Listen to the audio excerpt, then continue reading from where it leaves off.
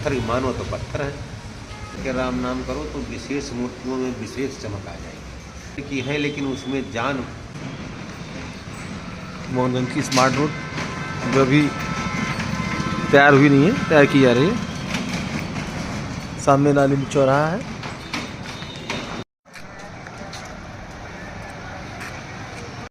बाबा भोलेनाथ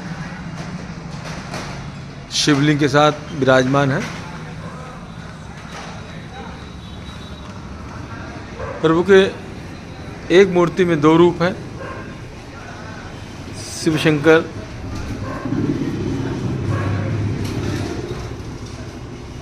हाथ में शोभायमान कलश की तरह, चंद्रमा मस्तक पे विराजमान है।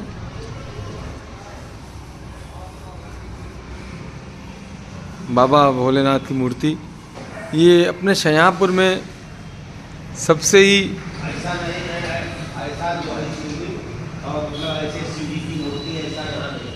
अपने शहर में कहीं विद्यमान नहीं है। बाबा भोलेनाथ जो हैं विराजमान यहाँ पर भी हैं, माता के साथ में हैं और हनुमान जी जिस समय भगवान श्री राम और लक्ष्मण जी का कंधे पे बैठाकर गए थे, वो दृश्य दिखाई दे रहा है। और यहाँ पर इस मूर्ति में भी राक्षस प्रभु के चरणों में है, हनुमान जी के चरणों में है। शहर का सबसे अद्भुत मंदिर जिसमें सबसे अधिक मूर्ति हैं, पंडित जी विराजमान रहते हैं, पंडित रमेश चंद्र शुक्ल जी। इस मंदिर को पाठ पूजन सभी कार्य करते हैं। माता काली, भगवती माता काली का स्वरूप, माँ लक्ष्मी जी के साथ विष्णु भगवान जी, नारायण लक्ष्मी दरबार है, श्री लक्ष्मी नारायण दरबार। आगे जाएंगे तो बाबा साईनाथ जी आशीर्वाद देते हुए हैं। और ये माता गायत्री, दुर्गा जी का स्वरूप है, सजा सज्जा बहुत अच्छी सज्जा के साथ। हीटर भी लगा हुआ है और सर्दी के समय है, इसलिए सभी माताओं को गर्म कपड़े पहनाए गए हैं। पंडित जी ये जो लास्ट में माता जी है कौन? माता संतोषी का ये स्वरूप है।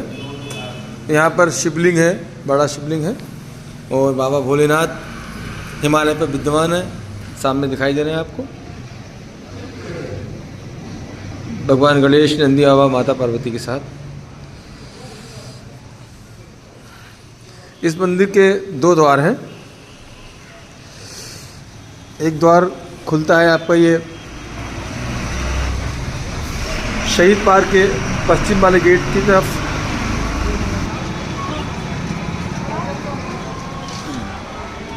और दूसरा जो द्वार है वो मोहनगंज वाली जो स्मार्ट रोड बन रही है उस पर है।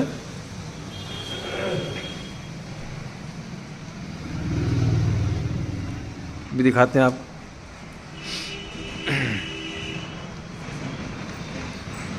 मोहनगंज की स्मार्ट रोड जो अभी तैयार हुई नहीं है, तैयार की जा रही है।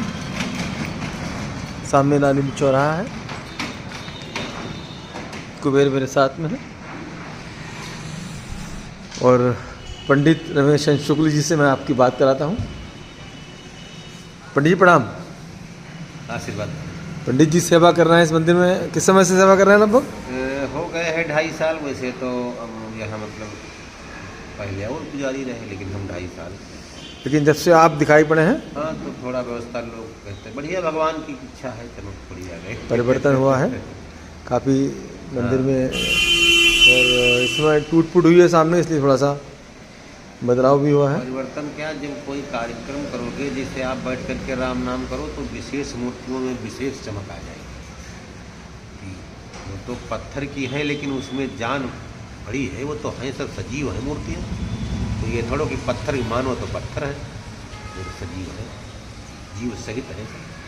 प्राण प्रतिष्ठा हम लोग कराते हैं, जी जी। तो उसमें जीव दाना आ जाता है, मूर्ति हंसने लगती है। एक बार हम लोग प्रतिष्ठा कराने गए तो इधर जहांगीराबाद रिवसा सीतापुर में पड़ता है जी तो वहाँ एक मंदिर की प्रतिष्ठा हुई तो कुछ विद्वानों के मन में बड़ा भ्रांति बन गई। कहा कि अगर ये मूर्ति हंसेगी तो हम लोग प्रतिष्ठा कराएंगे। अब पहले बड़े अच्छे आचार्य थे, उनके साथ हम लोग थे, बचपन की बात है, करीब करीब 85-86 साल की। तो डॉक्टर साहब हम तो उस वक़्त मान ले आए थे पढ़ करके और साथ हम लगे रहते थे, प्रैक्टिकल करते थे। मतलब देखना जरूरी है, जैसे कोई डिग्री करके आओ तो प्रैक्टिकल और उसकी तैयारी करना है किसी साथ। जी तो जी। लगे थे तो फिर वो बहुत उनके में आपस में हुआ। फिर वो 3 दिन तो मतलब उनकी प्रतिष्ठा होने के बाद में प्रार्थना की गई।